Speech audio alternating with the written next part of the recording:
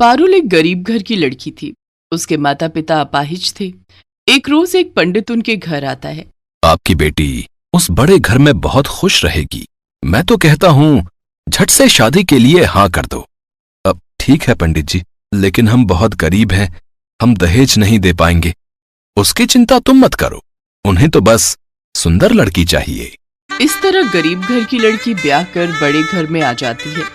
उसके ससुराल में पारुल की जेठानी थी जो बहुत अमीर घर की थी, इसलिए उसकी सास भी अपनी बड़ी बहू की ही बात सुनती थी और गरीब पारुल से सारे घर का काम नौकरानियों की तरह करवाती थी। पारुल का पति दूसरे शहर में नौकरी करता था, इसलिए उसे इस बारे में कुछ पता नहीं था। वो वहां से जो भी पैसे भेजता उसे पारुल की सास कमला और उसकी जेठानी निधि अपने पास ही रख लेती। ऐसे ही समय बीता। कुछ समय बाद पारुल ने एक बेटी को जन्म दिया, जबकि निधि का एक लड़का हुआ। पारुल की बेटी जब 6 साल की हुई तो दोनों सास बहू उससे भी घर का काम लेने लगी। जल्दी जल्दी हाथ चला। ये कैसे हाथ चला रही है? खाने को तो तुझे ढेर सारा चाहिए और काम तुझसे होता नहीं, बिल्कुल अपनी माँ पर गई है। ताई जी, कब से आपके पांव दबा रही हूँ, अब मेरे हाथ भी दुखने लगे हैं। मुझसे जुबान लड़ाई की है? अभी तुझे बताती हूँ। ये कहकर निधि उसकी खूब पिटाई करती है। भाभी भाभी, वो अभी बच्ची है, उसे मत मारिए। आपको जो भी काम करवाना है मुझसे करवा लीजिए। अमीर जेठानी इसी तरह अपनी देवरानी और उसकी बेटी पर अत्याचार करती थी। एक रोज पारुल अपनी जेठानी की साड़ी प्रेस कर रही होती है, जो कि उससे जल जाती है। ये देख निधि बहुत गुस्सा होती है। मेरी नई साड़ी चलाती, पता है पूरे 25,000 की साड़ी लाई थी मैं छठ पूजा पर पहनने के लिए। निकल जा तू अभी के अभी मेरे घर से, और अपनी इस मनहूस बेटी को भी ले जा। इसके बाद पारुल अपनी बेटी को लेकर सड़क पर इधर से उधर भटकने लगती है। कुछ दूर चलने पर उसे जंगल में एक झोपड़ी दिखती है जिसमें वो अपनी बेटी के साथ रहने लगती है।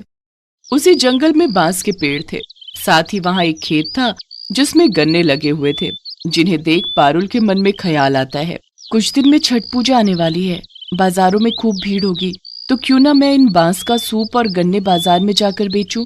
ये अच्छा मौका है थोड़े पैसे कमाने का। दोनों माँ बेटी मिलकर सारी रात बांस का सूप बनाती हैं और अगले दिन वो दोनों गन्ने और सूप उठाकर बाजार में बेचने निकल पड़ती हैं।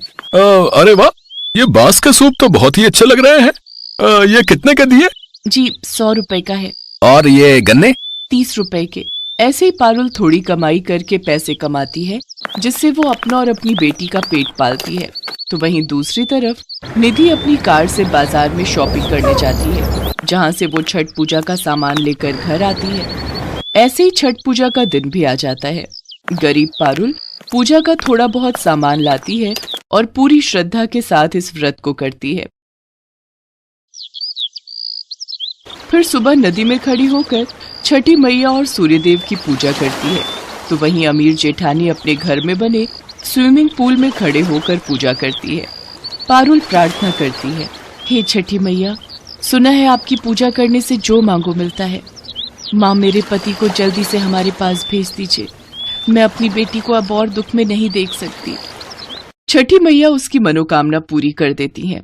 अगले दिन पारुल का पति उमेश शहर से वापस लौट आता है। रास्ते में उसकी नजर अपनी बेटी और पत्नी पर जाती है, जिन्हें देख उमेश उनके पास जाता है। ये क्या हालत बना रखी है पारुल तुमने अपनी और मेरी बच्ची पिंकी की? फिर पारुल उसे सारी बात बताती है, जिसे सुनकर उमेश को गुस्सा आ जाता है और वो अपने घर जाता है और अपनी भाभी से कहता है, भाभी, आपने ये ठीक नहीं किया।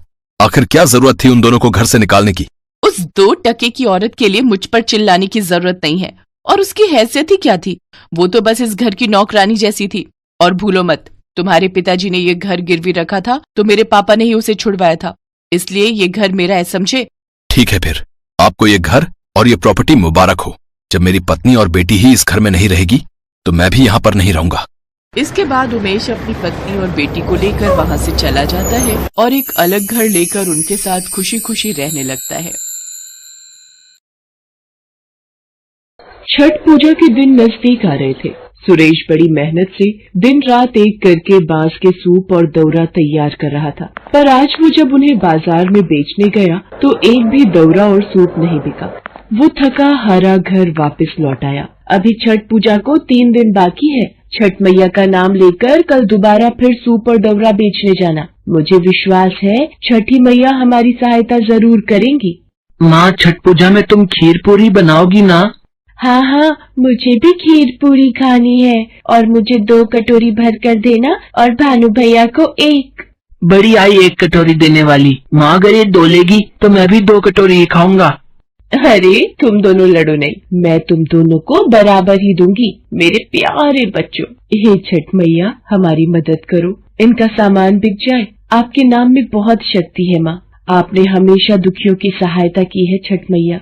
सरला छठ मैया को याद करती है और उनसे प्रार्थना करती है। उधर सुरेश बांस से बनाए सूप और दौरा बेचने निकल पड़ता है।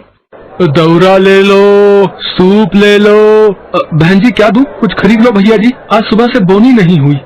सुनो जी, बड़ी दुकान से खरीदेंगे। पता नहीं ये बांस की टोकरी तो पुरानी लग रही है और सूप भी मैले हैं। भैया ये बांस कच्चा इस्तेमाल किया हुआ है। नहीं नहीं, हमें नहीं लेने। अरे खरीद लेती, उस बेचारे की भी थोड़ी कमाई हो जाती। ले लो भैया सूप, ले लो बांस की टोकरी ले लो। सब लोग बड़े बाजारों से खरीद रहे हैं, क्या करूं छठी मैया, मेरी मदद करो माँ, कोई भी नहीं खरीद रहा माँ। सुरेश निराश होकर घर वापस आ जाता है। कुछ खाने को नहीं है जी, थोड़े से चावल रखे थे, भानु और सोनम को उबाल कर दे दिए हैं। सरला, छठ मैया का नाम लेकर ही आज भी ये टोकरी और सूप बेच रहा था, पर किसी ने भी नहीं खरीदे। तुम कहती हो छठ मैया बहुत दयालु है, वो हम गरीबों की जरूर सुनेंगी, पर अगर कल भी मेरी कमाई नहीं हुई तो मुझ गरीब की छठ पूजा का क्या होगा? कैसे छठी मैया को खीर पूरी और ठेकुआ का भोग लगेगा? शांत हो जाइए, कोई बात नहीं।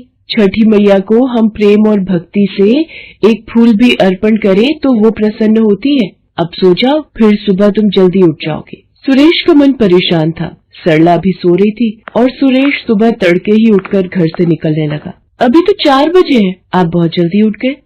हाँ, मैं सोच रहा हूँ बाजार खुलने से पहले ही पहुँच जाता हूँ। सुबह सुबह लोगों का आना शुरू होता है, शायद कोई खरीद ले।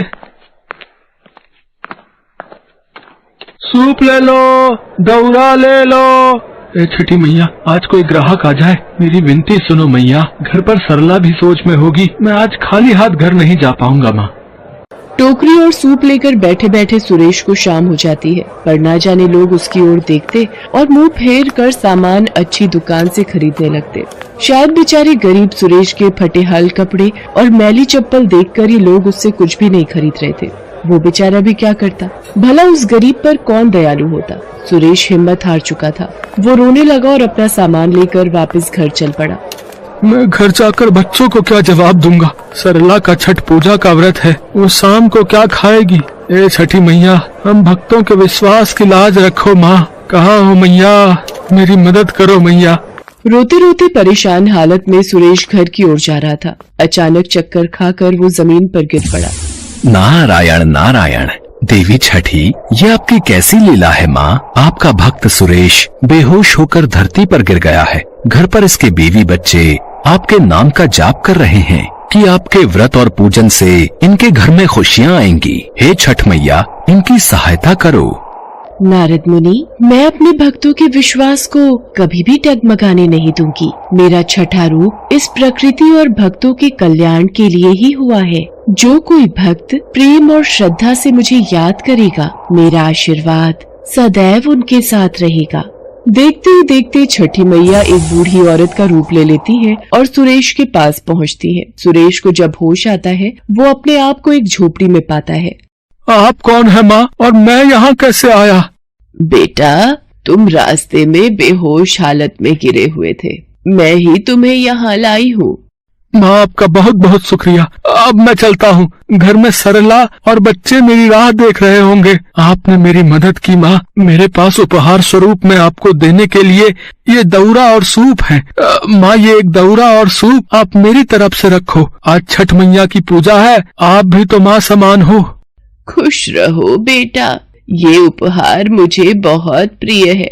ये लो बेटा, ये पोटली में छठी मैया का प्रसाद है, इसे मेरी तरफ से रख लो। बूढ़ी अम्मा से विदा लेकर सुरेश अपने घर की ओर चल पड़ता है, पर अभी भी सुरेश चिंता में ही था। देवी छठी, क्या सुरेश आपका आशीर्वाद पाकर चिंताओं से मुक्त होगा?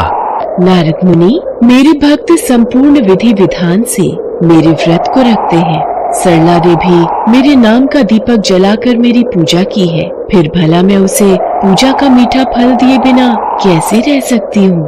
और फिर छठी मैया मुस्कुरा देती है। उधर सुरेश घर पहुँचता है।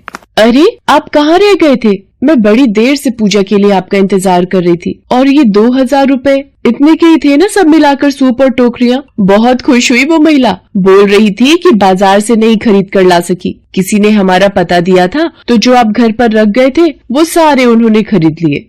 क्या? पर ऐसे तो कभी कोई खरीदने नहीं आया, और वो भी इतने सारे खरीद लिए। हे छठी मैया, आपकी लीला न्यारी है। सुरेश सरला को बेहोश होने और उन बूढ़ी अम्मा के मिलने की बात बताता है। अचानक उसे याद आता है कि उन बूढ़ी अम्मा ने सुरेश को छठ पूजा का प्रसाद दिया था। जैसे ही सुरेश प्रसाद की पोटली खोलता है, सुरेश और सरला दोनों हैरान रह जाते हैं। सोने के सिक्के? हाँ सरला, ये तो सोने के सिक्के हैं। तो क्या वो बूढ़ी अम्मा साक्षात छठी मैया थी? हे छठी मैया, आपकी जय हो। मैं आपको पहचान नहीं सका, आपने मेरी जान बचाई, मुझे उपहार में इतना कुछ दे दिया। मैया, आपने मेरी झोली खुशियों से भर दी। और वो जो घर पर आई थी, क्या वो भी छठी मैया थी? सुनो जी, छठी मैया ने हमारे जीवन में खुशियाँ दे दी। सरला छठी मैया को प्रणाम करके उनका व्रत और पूजन संपूर्ण करती है। बच्चे भी बहुत खुश थे। देवी छठी, आपकी जय हो। आज तो आपकी अद्भुत लीला देखकर मेरा भी मन खुशी से प्रफुल्लित हो उठा है। सही कहते हैं, जो कोई मनुष्य भी छठ पूजा करता है, उसके सारे संकट आप दूर कर देती हैं। आपका व्रत निसंतान को संतान प्राप्ति, निर्धन को धन देता है और रोगी को निरोगी बना देता है। जो कोई